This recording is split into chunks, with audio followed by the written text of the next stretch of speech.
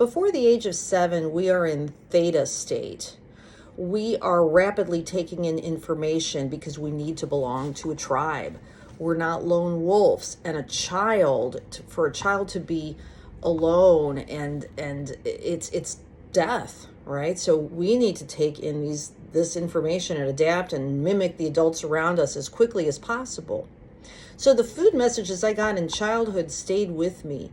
Some of the food messages I got in childhood from my great-grandparents were healthy, and they were, don't snack. If you eat too much bread and potatoes, you get fat and sick. Don't snack.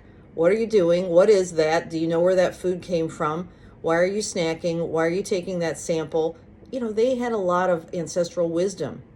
Then in school, I was taught to bring in fruit snacks in 3rd grade. That was terrible advice. That wasn't anything ancestral. That was based on lies and corporate interest in disguise coming into my school, called the food pyramid. My mother was a child as well, learning this food pyramid way of eating. She was in her 20s, and she was a child. She was not in her frontal lobe. So when she heard cholesterol is bad, fat is bad, snacking is good, eat fruit snacks is good, granola bars are good. My mother was a child herself, and she felt unsafe. And she thought she was protecting me by having me have Tang in a bottle as a child because it was low fat. It was healthy. But the sad thing is she was gaslit. And then I was gaslit in medical school, doubling down on stupid, telling my mother-in-law that I didn't want my kids having any fat in their milk. They needed to have skim milk. And now the research, what our ancestors always knew is you should feed kids whole milk. You shouldn't feed them low-fat milk. Who knew?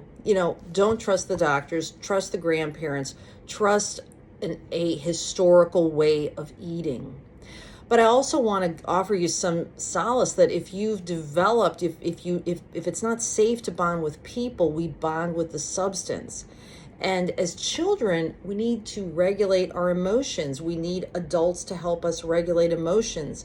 If the adults around us aren't safe, we bond with the substance. And what is that substance? For me, it was carbs. And they worked. And they worked until they didn't. And now I think I'm going back to how my great-grandparents ate.